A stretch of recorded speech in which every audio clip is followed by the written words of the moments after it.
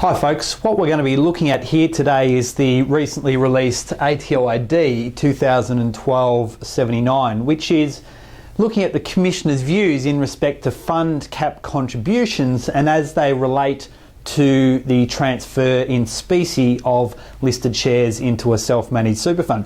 A strategy that's been very popular within the SMSF sector for several years now, and unfortunately it appears that we are going to see that ban continue through, where effective from 1 July 2013 the ability to do off-market share transfers to SMSFs will appear to be removed.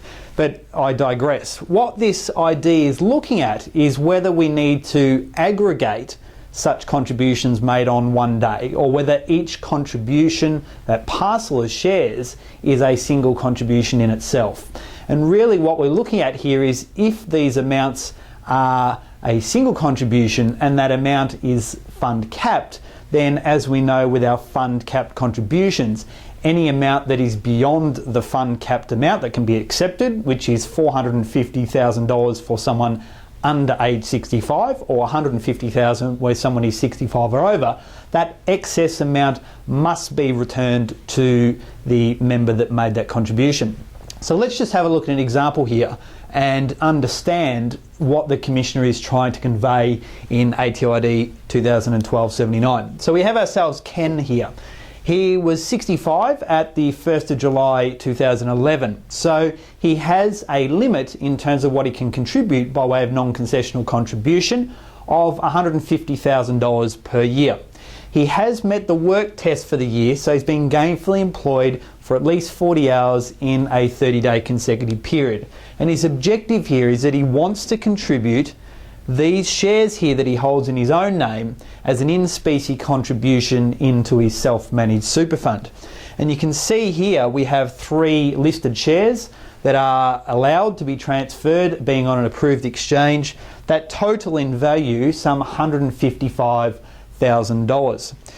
And the question here that this ATOID is really asking is whether each of these in their own right are actually a contribution, or whether the aggregation of these, where they are transferred on a single day, and the example in the ID uses the 8th of Feb 2012, whether all contributions made on that day by way of non-concessional, being those 3 parcels of shares, are treated as a single contribution. And what you can see here by the value will mean that there's a difference in how the Commissioner will need to approach this, subject to the view that he ultimately takes. Because if each one is treated independently of each other, then none of these in their own right are fund capped, and therefore Ken will have a $5,000 excess contributions tax problem.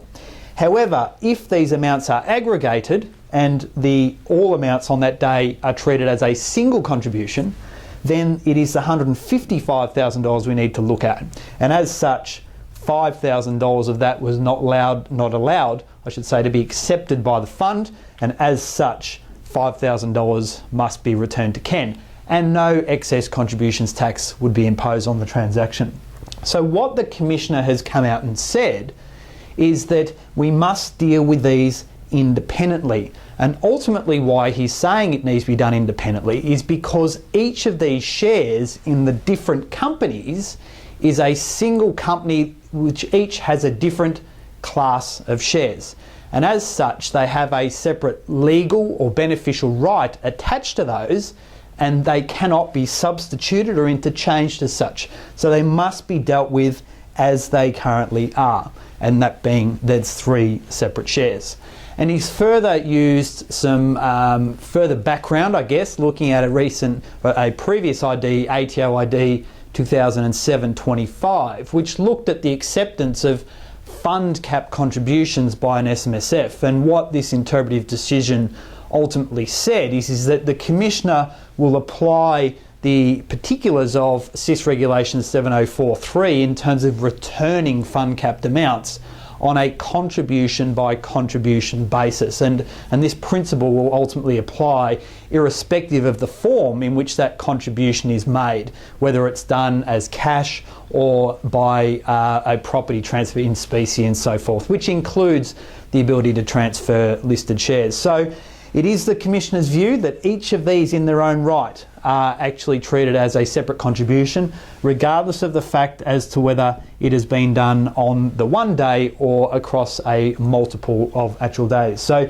that is, folks, ATOID 2012-79 has provided us with some important guidance around whether these amounts would ultimately count as fund capped, or in this instance here, in Ken's case, we would simply have ourselves a $5,000 excess non-concessional contribution.